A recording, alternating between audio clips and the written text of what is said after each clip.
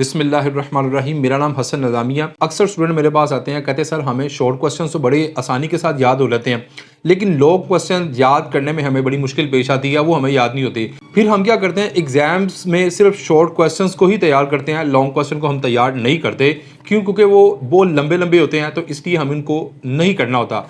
आज जो मैं आपको तरीका बताऊंगा ना लॉन्ग क्वेश्चन याद करने का, इंशाल्लाह ताला इस तरीके को सुनने के बाद आपको कभी भी लॉन्ग क्वेश्चन जो है ना वो भूलेंगे नहीं और याद करने में मजा भी आएगा। इसकी ना असल वजह यह है कि कभी किसी ने हमारी इस प्रॉब्लम को, इस मसले को सॉल्व करने की कोशिश ही नहीं की, और ना कभी हमने किसी के साथ इस टॉपिक के ऊपर बात की है कि हमें लॉन्ग क्वेश्चन तो याद होते नहीं है। ये कोई ज्यादा कोई लंबा चौड़ा या कोई रॉकेट साइंस नहीं है। दो पॉइंट्स ऐसे बताऊंगा, आपने क्या करना है, एक कॉपी या पेन या पेंसिल अपने हाथ में रख लेना और इन दो पॉइंट्स को आप लोगों ने याद कर लेना। याद रखना बच्चों, लॉन्ग क्वेश्चन कोई भी है ना, लॉन्ग क्वेश्चन हमेशा दो फॉर्मेट्स में होता है, या तो वो पॉइंट्स की शक्ल में होगा या वो किस शक्ल में होगा, पैराग्राफ की शक्ल में, या पॉइंट्स या पैराग्राफ की शक्ल में। सबसे पहले बात करते हैं कि हम पॉइंट्स की शक्ल में, पॉइंट्स की शक्ल में फर्ज करो कि आपके पास कुछ 10 पॉइंट उसने दिए हुए हैं, ठीक है। अब 10 पॉइंट हैं, आपने क्या करना है, सबसे पहले उन 10 पॉइंट्स को ना अच्छे तरीके से पढ़ना है, उनको वन बाय वन उनकी आप लोगों ने रीडिंग करनी है।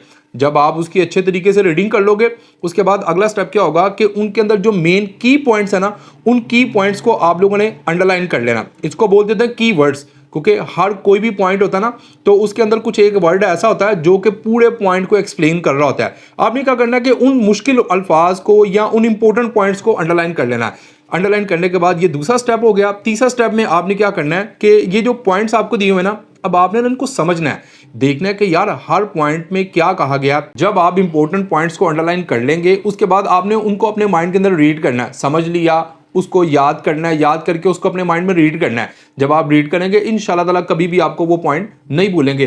फर्ज करो एक बच्चा है, वो कहता है कि सर मैंने 10 पॉइंट याद किए हैं, लेकिन लिखते लिखते 9 पॉइंट्स तो मैंने कर ली हैं, 10वां पॉइंट जो है वो मुझे भूल गया। तो sir what should I do, मुझे क्या करना चाहिए? उसको चाहिए वो 10वां पॉइंट छोड़ दे, अपना वक्त बर्बाद ना करे। एग्जामिनर जो है उसने आपको सिर्फ 2-2.5 घंटा या 1.5 घंटे का टाइम दिया पेपर को अटेम्प्ट करने के लिए, 9 पॉइंट्स कर लिए हैं, तो आपको 9 पॉइंट्स के मार्क्स मिल जाएंगे, बल्कि पूरे भी मार्क्स मिल जाते होते हैं अगर किसी चीज़ के 10 पॉइंट्स हैं तो। अब बात आ गई, ये तो हो गया पॉइंट्स की शक्ल में। दूसरी चीज़ होती है कि वो आंसर जो होगा वो होगा पैराग्राफ की शक्ल में। फर्ज करें कि आपको 4 से 5 पैराग्राफ दिए, हर पैराग्राफ में 8-8 10-10 लाइनें, इतना लंबा वैसे पैराग्राफ नहीं होता, आपको मैक्सिमम भी होगी वो 4 से 5 लाइनें दी होंगी।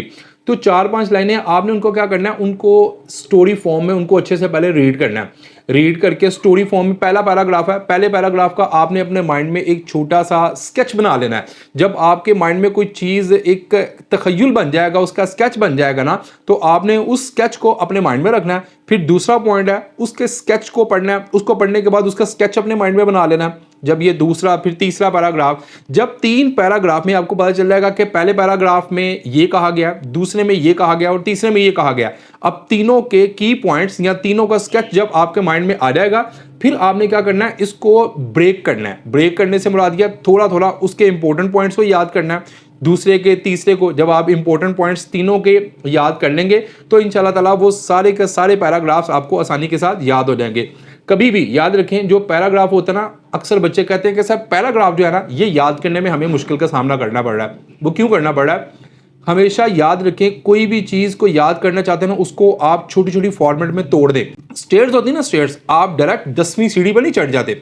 First step, second step, third step, इस तरह slow and study wins the race. तो आपने क्या करना है कि उन पैराग्राफ को मुख्तलिफ फॉर्मेट के अंदर तोड़ देना। तोड़ने के बाद आपने उसका स्केच बनाना है, स्केच बना के लाउडली उसको पढ़ना है। पढ़ने के बाद आपने अपने माइंड में उसको बार बार रिपीट करना है। अब कोई भी चीज़ है ना, चाहे वो पॉइंट्स की शक्ल में है, चाहे पैराग्राफ की शक्ल में है, स्टूडेंट्स ये बड़ा इंपॉर्टेंट पॉइंट है।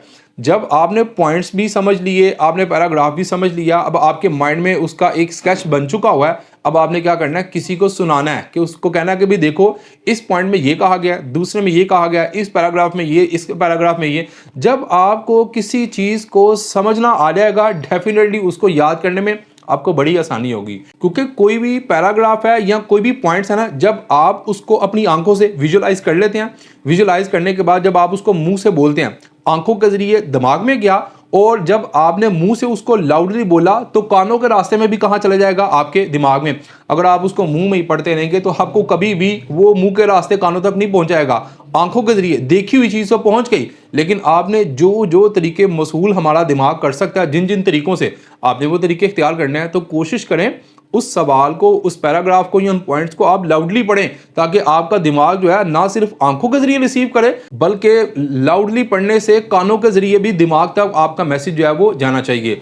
मैं उम्मीद करता हूं कि लॉन्ग क्वेश्चन को याद करने का ये तरीकाकार आपको बड़े अच्छे से समझ आ गया होगा। अल्लाह हाफिज़।